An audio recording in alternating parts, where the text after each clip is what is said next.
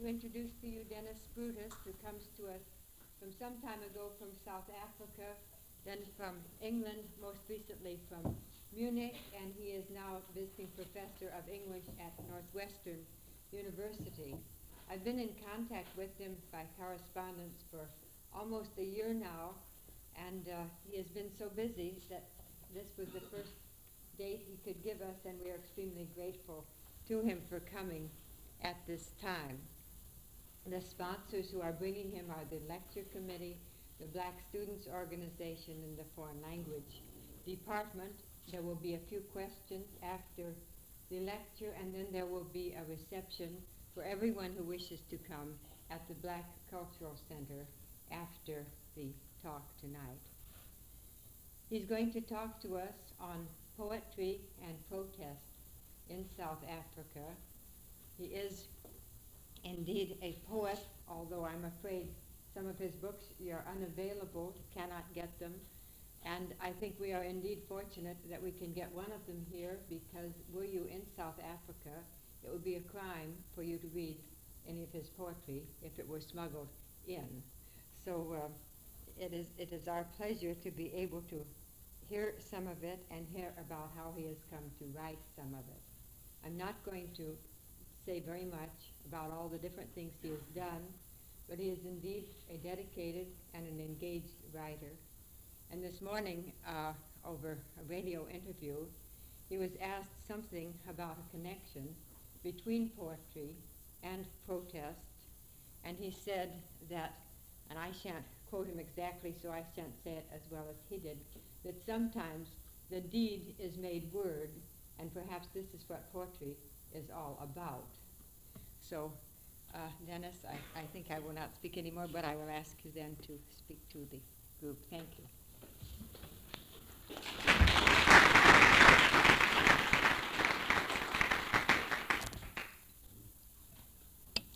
Thank you.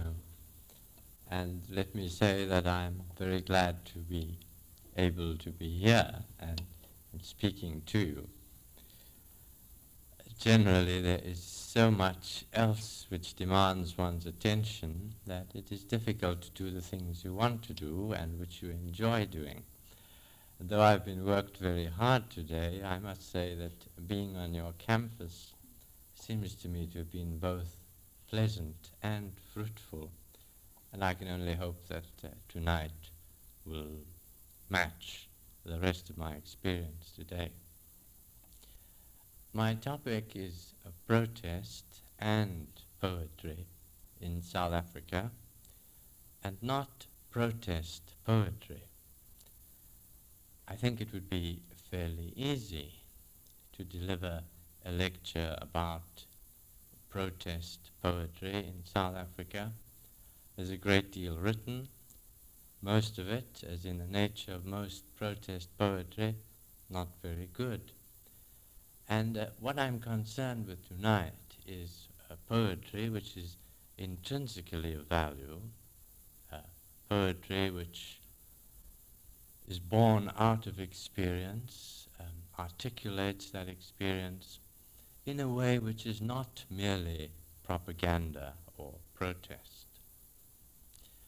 But in order to do that, it is necessary for me to situate the poetry in the context of the society in which it is created. Some of you, I expect, are quite familiar with conditions in South Africa. Regrettably, not very many. I say that without arrogance, but simply on the basis of having spoken on a great many campuses in the United States and knowing how dismally uninformed people are, dismally and alarmingly.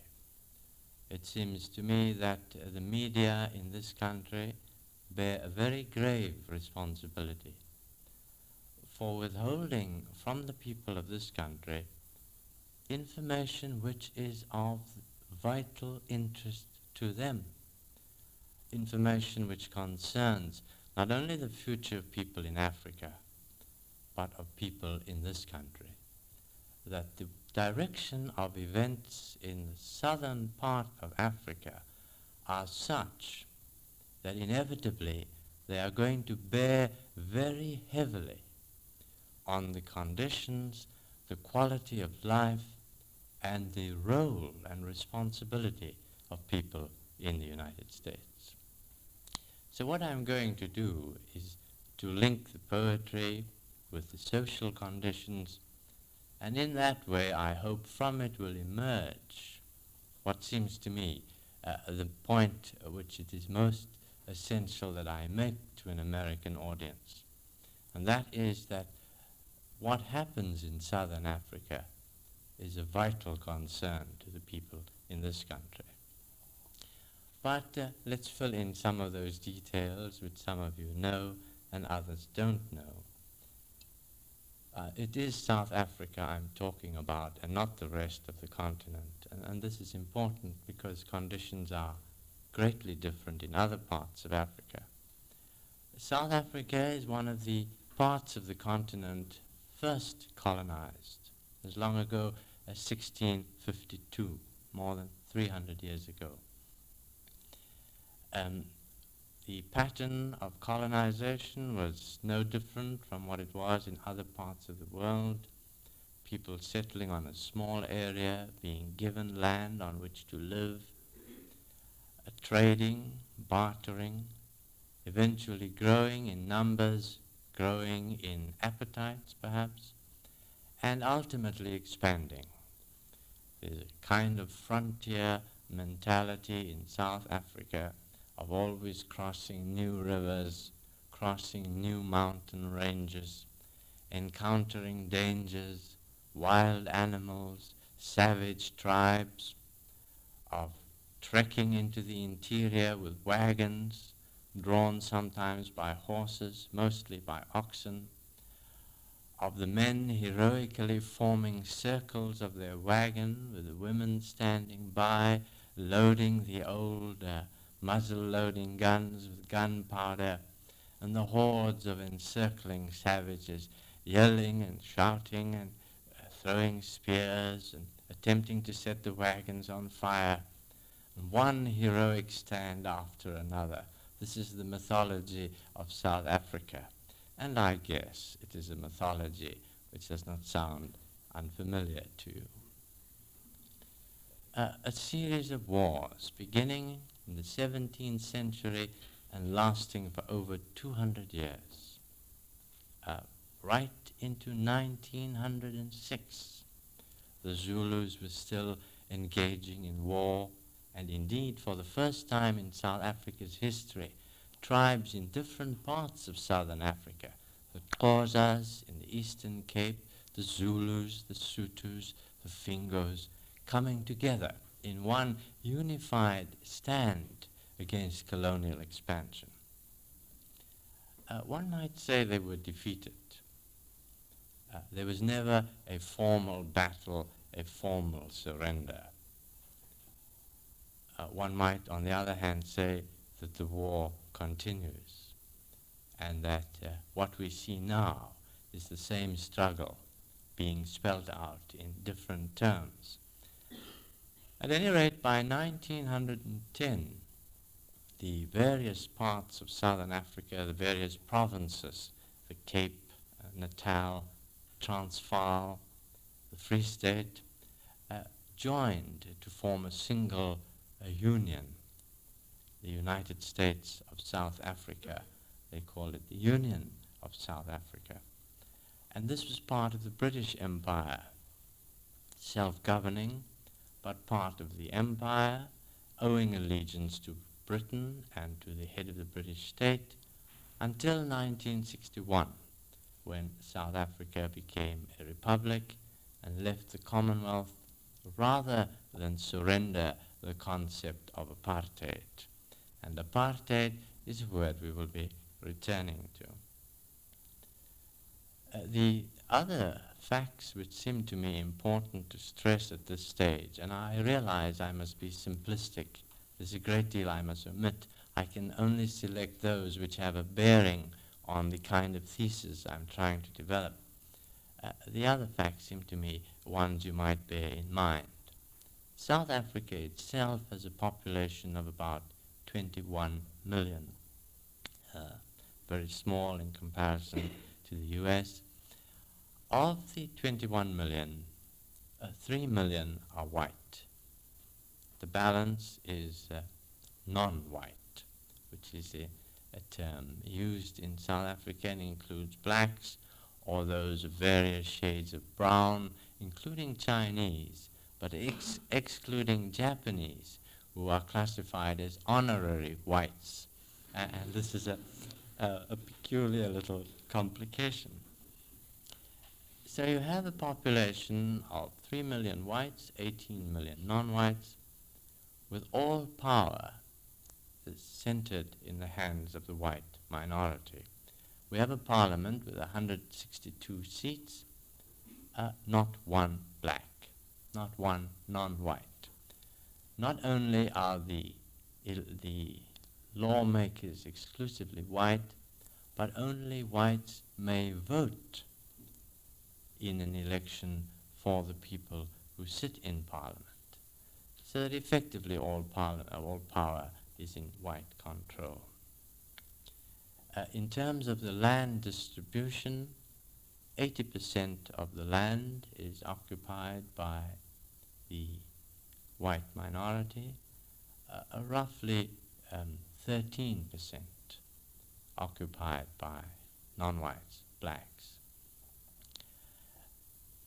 What seems of even greater importance, particularly in economic terms, is that South Africa is the world's largest producer of gold and also the world's largest producer of diamonds.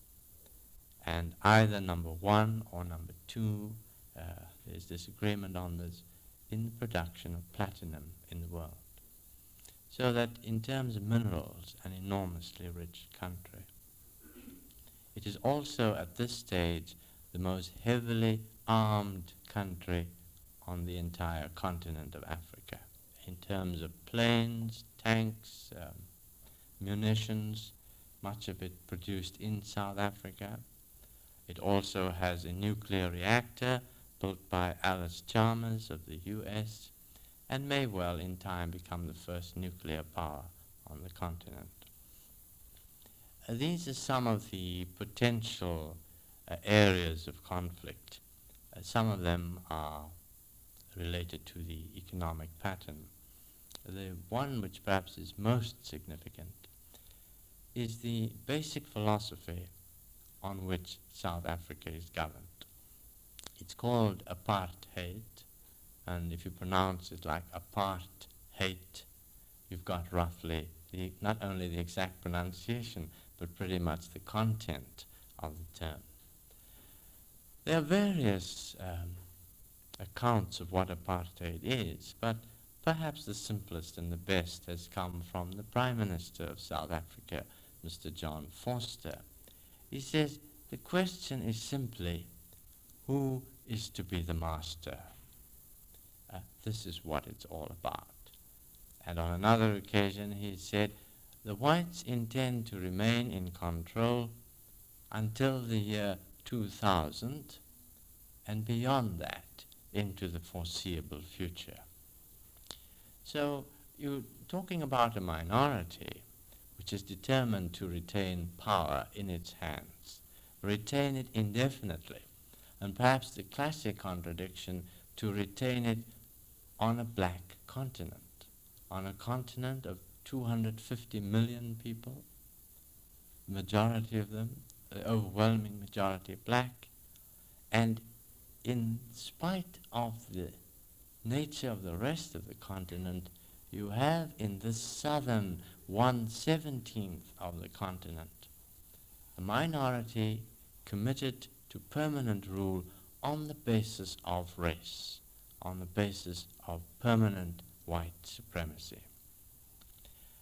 Of course, to adopt such a philosophy is not enough. One needs to implement it. And again, I don't propose to spell out all the details. But in terms of the law, There are separate colleges for black and white.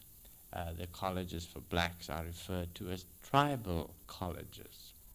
Their function is not so much to bring blacks into the economy, into the various skills in the society, but to retard their development by persuading them that what they need to do is to develop on tribal lines, that really there's no point in their attempting to enter a technological society, because anyway there would be no place for them. If, however, they were to acquire the skills, it would be a crime for them to use those skills. There's another law called the Job Reservation Act, which reserves whole areas of work for whites only. And if any black is employed for that form of work, he can go to prison. And certainly the man who employed him will be penalized by a fine or imprisonment for having given him the job. They include the most curious things. It is a criminal act for a black in South Africa to operate an elevator. The man who pushes the buttons in the elevator may only be white. It is a job which by law is reserved for white South Africans. It goes way beyond that, of course, into much more advanced areas like engineering, architecture, dentistry, occupations and professions which are reserved for white South Africans only. Of course, one has to have powers to enforce this kind of control. And the most important means is a document called the pass, or passbook, which every black South African must carry, and on his person all the time, and must be able to produce on demand. Without the possession of the pass, he will go to prison. And the fact that he may have it in his jacket and left his jacket on the workbench, and when he's accosted by a policeman, the mere fact that he does not have it on him is sufficient to lead him imprisonment. He cannot plead that it is in my jacket and I'd like to get it. He must be able to produce it on demand. And this is the kind of screw which is used to tighten up the whole system by the rigorous application of the past laws. Most of black existence is subject to control. Of course, there are people who say that the past laws are not being applied as severely now as they were in the past. But even this year, the average rate of arrests per day was 2,000. 2,000 imprisonments a day, and that at a time when they were reporting that there was greater leniency than in the past. The heart of the system, ultimately, is its prisons, and particularly the political prisons. These are people, the prisoners, whose sole offense is to challenge the system in any way. Whether it is an attempt to form a trade union for blacks, which in most industries is a crime, whether it is to organize a strike, which for all blacks is a crime, whether it is to talk about organizing a strike, which is another kind of crime, called incitement to strike. So you go to prison for talking about, maybe we ought to have a strike. The range extends all the way through to the school teacher who teaches black kids that they're as good as white kids, or insists, as I did, that a black kid should get the same educational opportunity as a white kid. All this is lumped together roughly as communism, and indeed clergymen who had the nerve to suggest that Christ had died for all South Africans, black and white, fall under the same label. This is preaching communism. One may be forbidden to go to church because any form of suggestion that there ought to be equality, that there is a common humanity, this is simply lumped together under an act called the Suppression of Communism. The prisons then consist of two types of prisoners: those who are housebreakers or car thieves or assault people or get drunk, and others who are there for their convictions, for their opposition to the system. At the time I was in prison, there were roughly 8,000 political prisoners in various prisons in the country. The one I was in, which was by common agreement the worst in the country, is on a small island outside Cape Town called Robben Island. And there were 1,100 political prisoners, but also 200 prisoners who were serving life for criminal offenses, murder, several murders, perversions, rapes, or had been declared habitual criminals. And the 200 who were guilty of criminal acts were used by the prison system to discipline the political prisoners, to take them to work, to make sure they worked hard, to punish them if they didn't work hard enough, to give them their food, or sometimes not to give them their food. But all the political prisoners were literally at the mercy of what the prison system itself called the scum of all the prisons of South Africa concentrated in a particular place. This is the kind of society South Africa now is. And when we turn to the poets, and of course I'm thinking of the black poets, there are two kinds of poetry being written. The one seems to me meretricious and trivial, a poetry which says how bad things are, and we ought to fight it, we ought to resist it. But on the other hand, there are people who are conscious that they are craftsmen, dealing with words, developing skills, devising strategies for communication.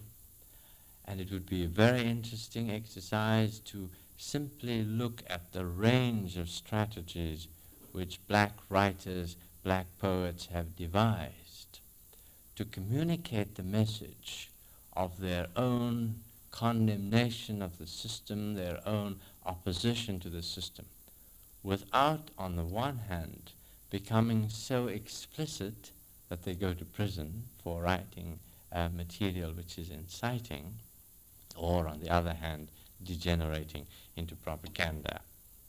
It's curious to know that the first poetry that we know of written in an African language was written in South Africa, in fact in the Eastern Cape, the area I come from, by an African chief who had been converted to Christianity and learned to read and write, and who wrote poetry in Xhosa. And this is the first African poetry that we know of in an African language. And after that, there were men like Vilakazi and Dlomo writing in Zulu, writing poetry of considerable distinction on occasion, sometimes writing simply protest poetry. In our own time, I think we've seen some major poets emerge. Of the people I'm going to talk about, only one of them is still in South Africa, and he is a rather special case.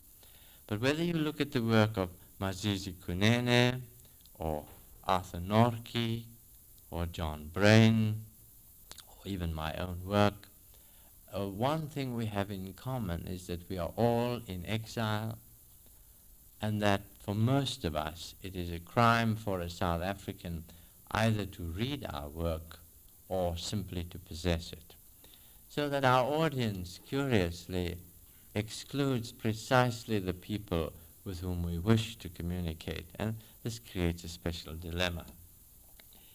Kunene perhaps is a special case because he writes his poetry in Zulu and then translates it himself and into English, so that Andre Deutsch's recent publication of a volume of his poetry has the English and Zulu on facing pages, and if you were interested, I expect you could look at both versions. The poet Kunene, perhaps we could return to at discussion time. I want to pass on to another young man, Arthur Norke, who also, I suppose, could be called a special case. He grew up in a ghetto in Port Elizabeth, and then went to what we call a tribal college, this one the College of the Western Cape, and then succeeded in winning a scholarship to Oxford and was admitted to Jesus College in Oxford for an MA, and taught in Canada for a while, returned to Britain, was awarded a scholarship for a B.Phil in modern English at Jesus College. He had been allowed to leave South Africa because in the country he had apparently been a good boy. He'd never got out of line, never said anything critical of the system. Once he got to Britain, he wrote very much more openly about the South African predicament. And then his passport expired, and the British government decided that they would give him a British passport, provided he returned to South Africa and applied for the passport from there. I think he knew very clearly that if he returned to the country, he would be imprisoned because of what he had written outside the country. And so at about the age of 27, as a young man of enormous talent, he was found dead in his room at Oxford. He had apparently taken an overdose of barbiturates, and we lost what was probably the most talented poet South Africa has produced. And so I'm going to read just one stanza from one of his poems, written at Oxford, and not so only because of the intrinsic value of the poetry, but because it helps to add to the insights on the social conditions in South Africa. He calls this one At Rest from the Grim Place, and it's from the anthology by Uli Baya, Modern Poetry from Africa. The sergeant laughs with strong teeth. His jackboots nestle under the springbok horns. Those bayonets are silent, the spear of the nation gone to the ground. Warriors prowl in the stars of their dungeons. I've seen the nebulae of a man's eyes squirm with pain. He sang his life through cosmic volleys. They call it genital therapy, the blonde bosses. It's a poem which I think will deserve several readings, and that's just the first stanza.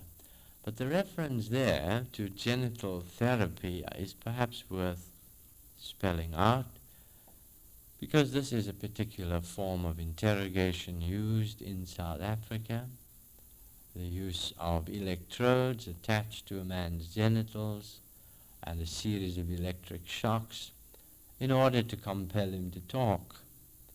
And when there are questions about this, the explanation is always that this is really a kind of therapy. He was a very nervous person and he needed treatment, and so we gave him electric shocks as part of the therapeutic treatment.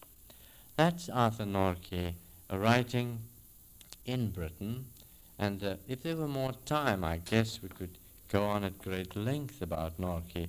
I want to catch just the opening lines of one of his poems written in Britain again, on the predicament of exile. And he calls it, this one is called Waiting. The isolation of exile is a gutted warehouse at the back of pleasure streets. The waterfront of Limbo stretches panoramically. Night, the beautifier, lets the lights dance across the wharf. I peer through the skull's black windows, wondering what can credibly save me.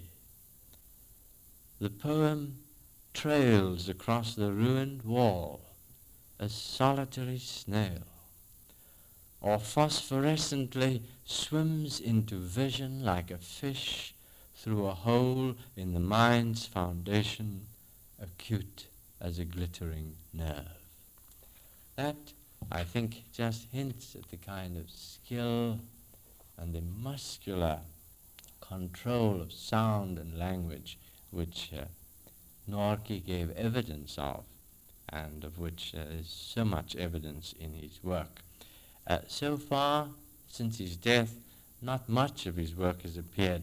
Hopefully Heinemann's will be bringing out in Britain next year a collected edition of his poetry.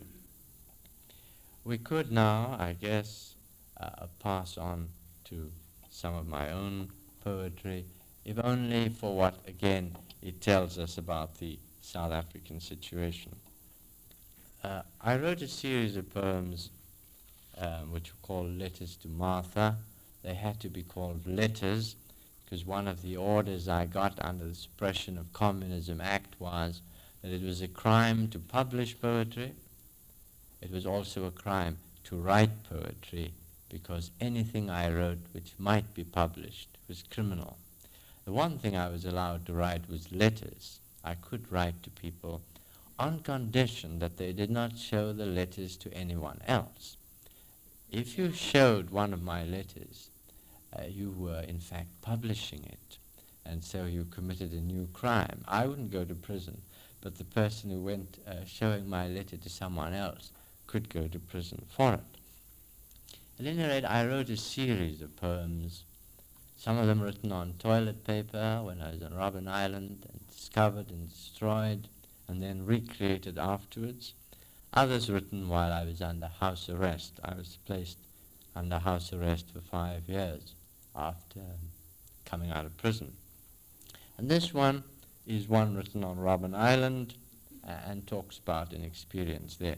And it may need a little explanation. We were kept in a square of 88 cells, each one in a single cell, and there was a bridge across it, a parapet, where a guard with a machine gun walked. And the lights burnt all day in your cell and all night as well. And in addition, the entire prison was surrounded with powerful battens of fluorescent lights, so that it was literally daylight, 24 hours a day. There were no shadows. And the great difficulty, of course, was that if you ever looked through your window of your cell high up, you never could see the stars because of this kind of brilliant light. And this is really what the poem is about. I remember rising one night after midnight and moving through an impulse of loneliness to try and find the stars. And through the haze the battens of fluorescence made, I saw pinpricks of light I thought were stars.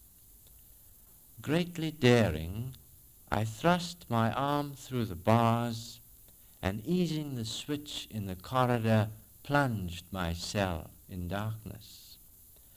I scampered to the window and saw the splashes of light where the stars flowered.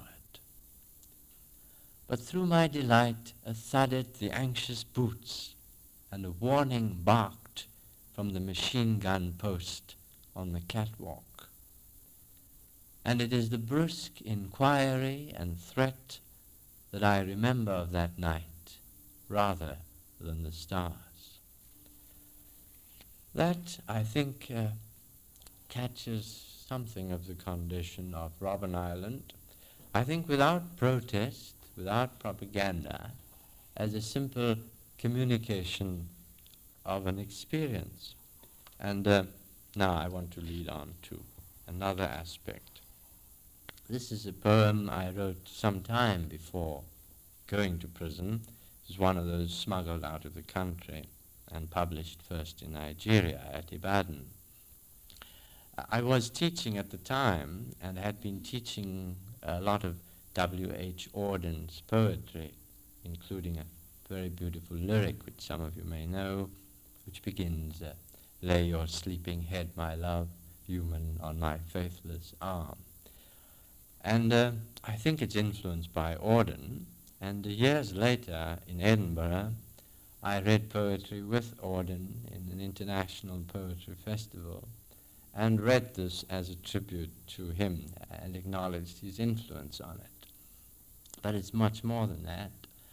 It's a poem written on the evening when the first series of sabotage explosions took place in South Africa, when after 50 years of non-violent resistance from 1910 until 1960, the Africans turned to armed struggle, military resistance, and their first targets were installations which were marked clearly by the government, whites only. Whether this was a public library, where public in South Africa means whites only, or a post office, because all post offices have separate doors, one for blacks and one for whites, separate counters, and the telephone kiosks, telephone booths, which are either for whites or blacks, but they can never use the same telephone booths. So a series of explosions took place directed at these apartheid installations. No people were killed. It was a violence directed against property, not against individuals. So the poem is really about the knowledge of the kind of inevitable violence which must come in South Africa. It's a short lyric called Night Song. Sleep well, my love, sleep well. The harbour lights glaze over restless docks. Police cars cockroach through the tunnel streets. From the shanties creaking iron sheets, violence like a bug-infested rag is tossed, and fear is imminent as sound in the wind-swung bell. The long day's anger pants from sand and rocks, but for this breathing night at least, my land, my love, sleep well. That, I think, foreshadows the rest of my theme, the imminent violence, the violence which is already broken out, the pattern of violence for the future when we start talking about resistance. After the poetry, we'll look at the protest. But I want to round it off with one other black poet who is in many ways a very special case. He's the only black poet I know of in our time who has not been silenced by the South African government, not banned, not imprisoned. He's a messenger boy in Johannesburg. He's a married man with several children. He's 39 years old. But of course, in South Africa, if you're a black, you're always a boy. You never get to be an adult. So he's a messenger boy.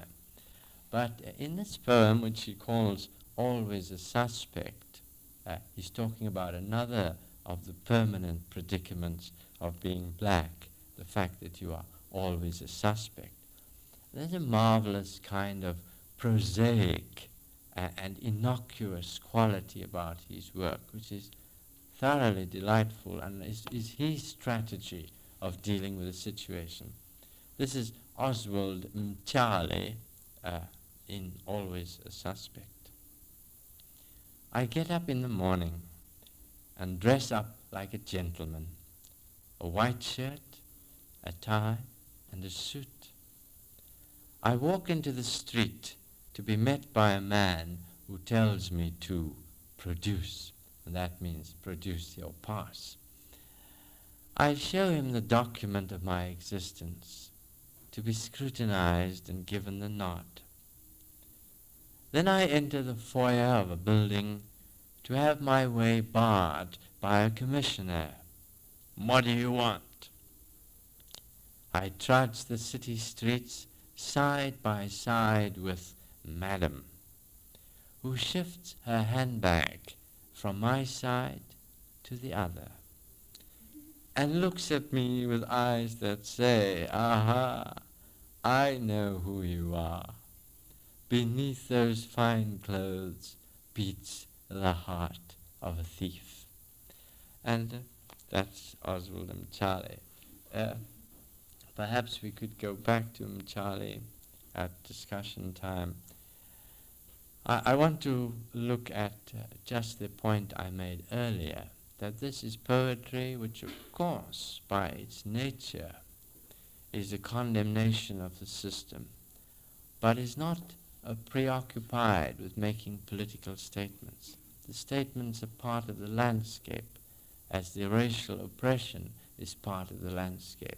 It's worked into the texture of the poetry, and I realize I've not talked about the strategies which poets adopt in order to achieve this kind of distancing.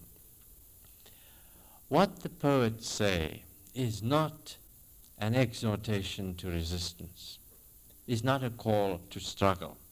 And in some ways I find the contrast between the kind of rhetoric I read in the US on resistance instructive, in the sense that in the parts of Africa that are unfree, people are less content to talk about becoming free and settle for action to achieve freedom. The work for freedom is through action, not through words. And so there are organizations like the African National Congress, the Pan-Africanist Congress. Masisi Kunene works with the resistance movement, is an administrator in the resistance movement, and this is not only in South Africa, in Mozambique, in Angola. We find people like Agostinho Neto, Marcelino dos Santos, both poets and activists, men who lead the resistance movement. The ANC was in fact formed in 1912, 2 years after the Union of South Africa. For its first 50 years, it was heavily under the influence of a man who wasn't even a South African. He came from India as a young lawyer. He went to prison in South Africa and developed the concepts of civil disobedience, passive resistance, in the same jail in Johannesburg where I did some of my time. His name was Mahatma Gandhi. And much of the resistance in South Africa has been based on non-violent protest under the influence of Mahatma Gandhi. From 1960, particularly after Sharpeville, when 69 Africans were shot down unarmed because of a peaceful protest, most of them shot in the back, 212 others wounded, some of them dying in hospital subsequently. From that point, the resistance has become not non-violent, but armed military resistance. People leave the country, receive military training in other parts of Africa, and return as guerrillas.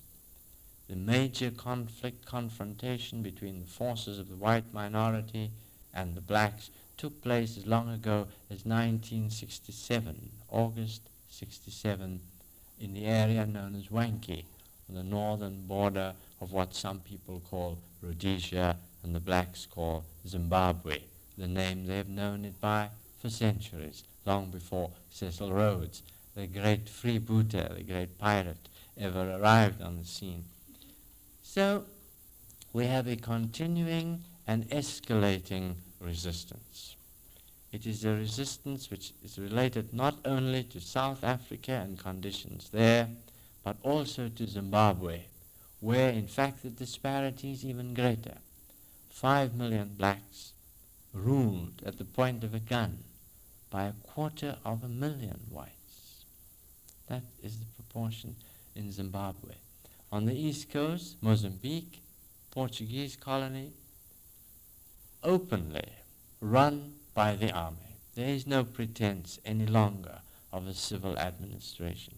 On the west coast, Angola, again a resistance movement, the MPLA, confronting the Portuguese army. And a Portuguese army which uses napalm, gunships, burns villages, bombs them, destroys crops, all on a pattern which for some of you must be familiar, but worse, with napalm not manufactured by Portugal, because Portugal does not manufacture napalm. So in 4 areas at least of southern Africa, the battle is joined. The question is, for how long?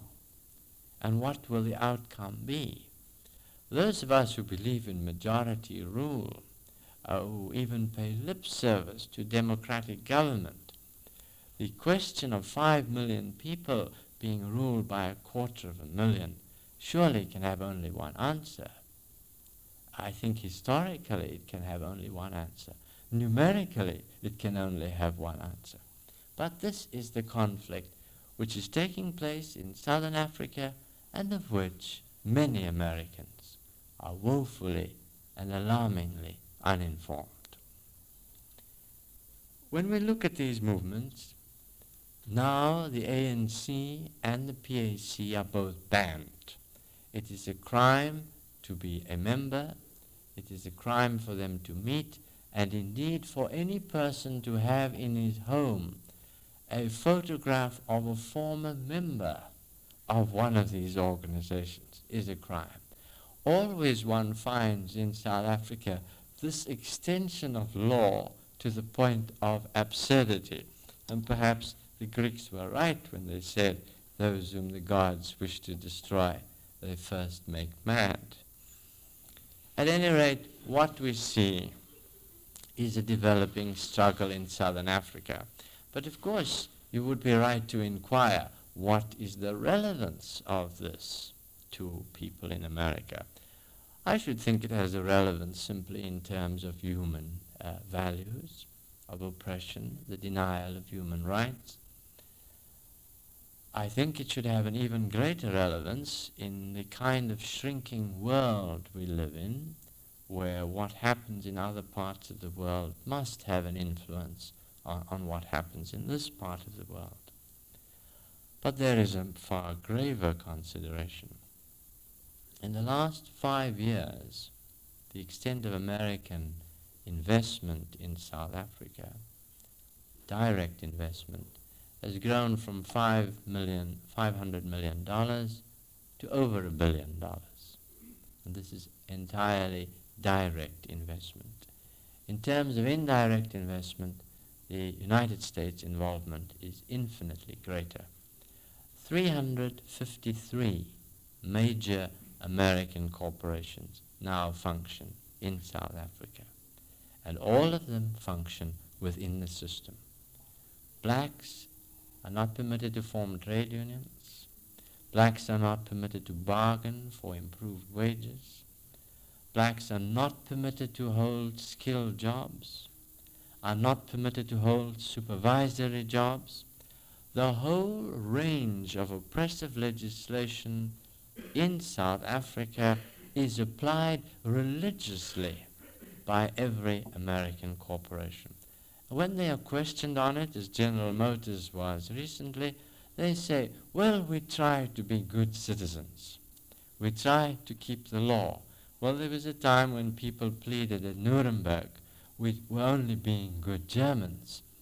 But what is happening is that the American corporations are deeply involved in the system, in the application of the system, and perhaps worst of all, are consolidating it.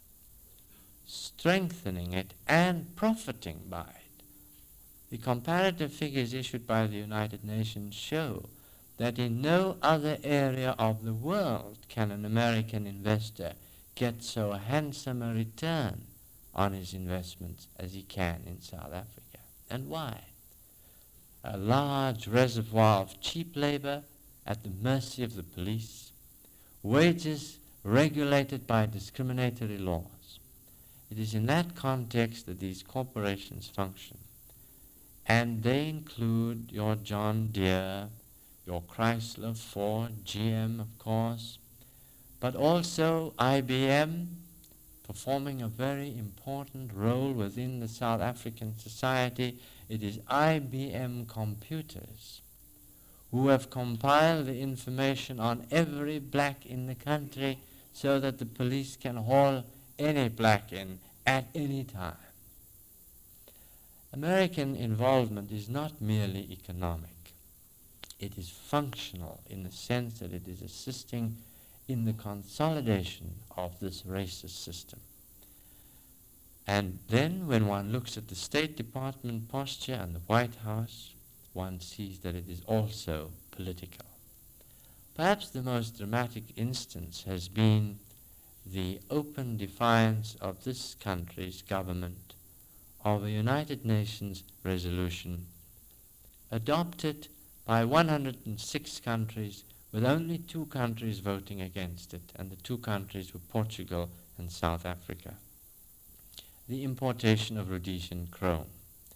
At a time when the world was united in applying sanctions against the illegal, rebel regime of Ian Smith, this country was the only one in the world to publicly announce that it would purchase Rhodesian chrome.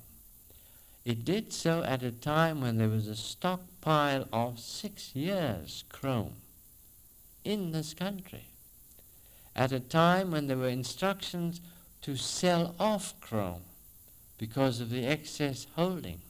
Yet at that time, the chrome was purchased from Rhodesia in order to strengthen the Rhodesian economy, which was feeling the impact of sanctions.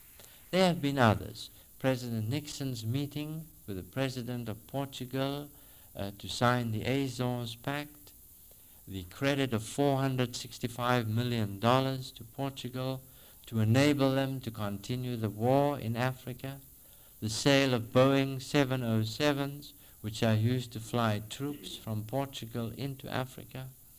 Bit by bit, one can add up to a frightening indictment of the role of the United States, both in the official and in the private sector, the role of the United States in supporting minority racist government in Southern Africa. And so one comes to the final question. If it is true that there is protest, if it is true that there is resistance, and there is no doubt that there is, though heaven knows there's little enough evidence in the American media to tell you this. If there is this growing resistance, if it is escalating, and if there is U.S. corporate involvement on the side of those in control, when the conflict develops, when the inevitable collision takes place, on whose side will this country and the people of this country throw their enormous weight? If you were to take the advice of GM and Chrysler and Ford and John Deere and Alice Chalmers and IBM and ITT, the answer would be simple. They will say we've got to pour in more money, more material, for the sake of stability, in order to prevent a communist takeover. And the communism they're talking about is the black man who says black kids should get the same education as white kids, or black kids have the same intelligence as white kids. That's the kind of communism you may be asked to contain, the kind of communism you may be asked to resist And if you don't send your Marines there, you can at least send your gunships, your napalm, perhaps your F-111s or whatever they call, if they're flyable, I guess. But the problem is one of such urgency, however far off it may seem at this stage. I don't know if there are any people in this country who still approve of the Vietnam War. I think most people argue about how to get out of it, but there can't be many people anymore who approve of it. Perhaps if you were building F-111s or whatever, you might have something in favor of the war. But most people, I guess, are against it. How will you choose when the question arises of American involvement in Southern Africa? How will you be able to choose if you don't even know the facts, if you don't even know what choices are being placed before you? So it seems to me that whether you look at the poetry of black South Africans or whether you look at the politics, the resistance, it all has an enormous relevance for the people of this country. Because in our own way, whether as poets or as activists, we're trying to alert you to a danger which in time will confront you, and trying to help you to make a choice. Thank you.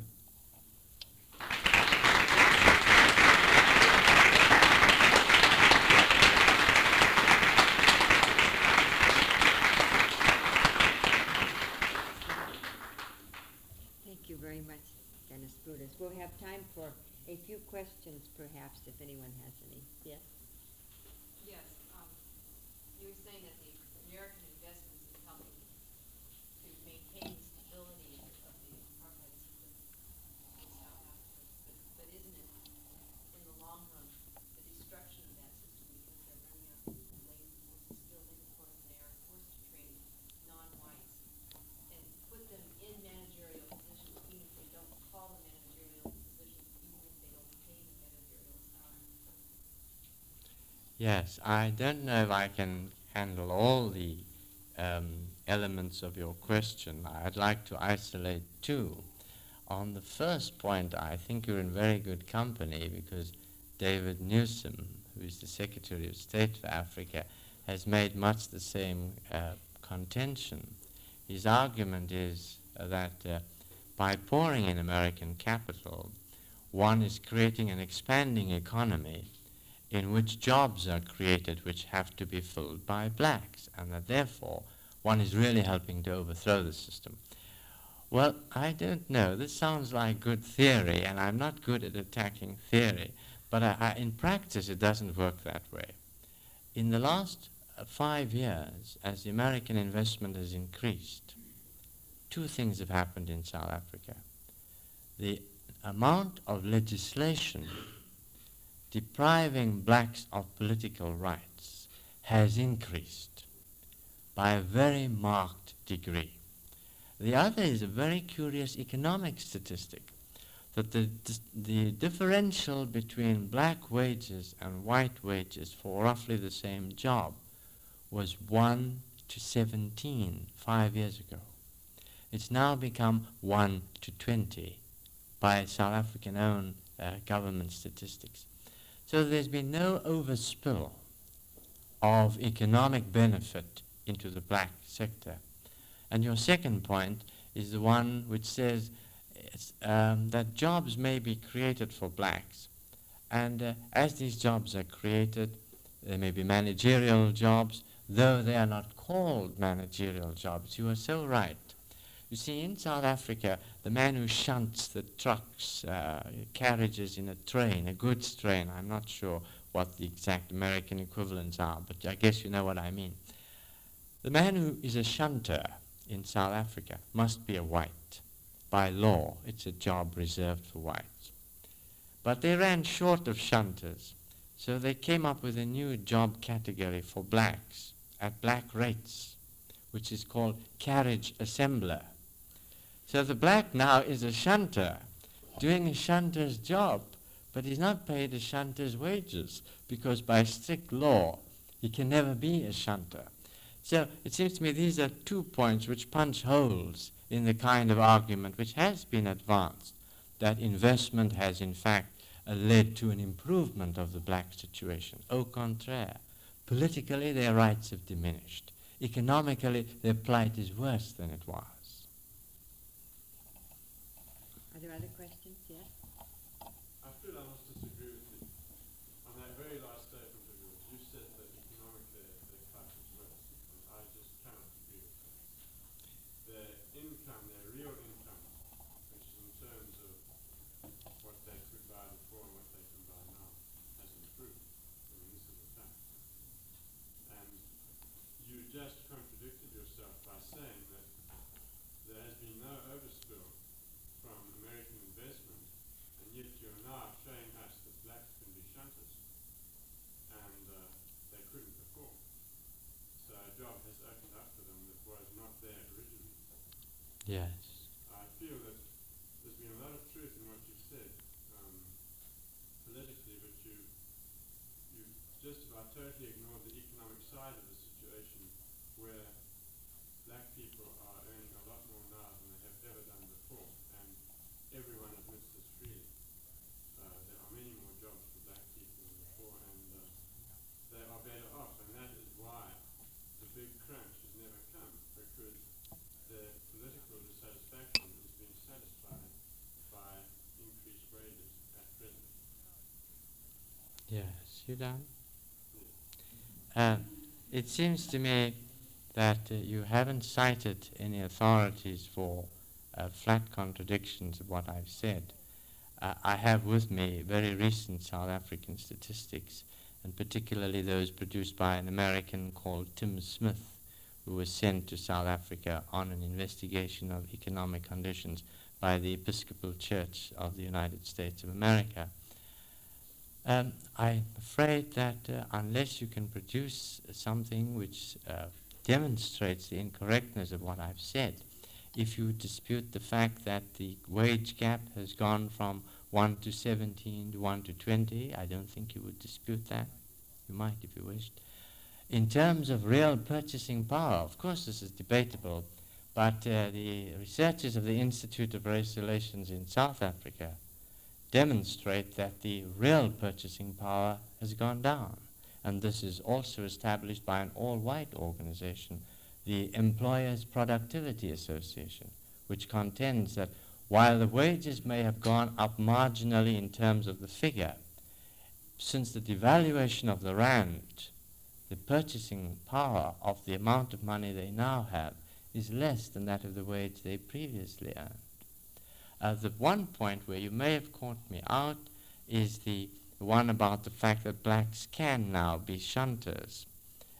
They are, of course, not called shunters, they are called carriage assemblers. I don't know whether one ought to be satisfied with the shadow. It's the substance we're after. And the simple fact is that the blacks are not being paid a shunter's wages, that the job of a shunter is by law reserved. If you are saying that blacks are now acquiring the skill to shunt carriages, I would agree with you. But if this is the reality alone, in terms of wages, certainly, they're being paid the old unskilled rate while they're doing a skilled job. Only the name of the job has been changed. I wasn't contradicting. Are there other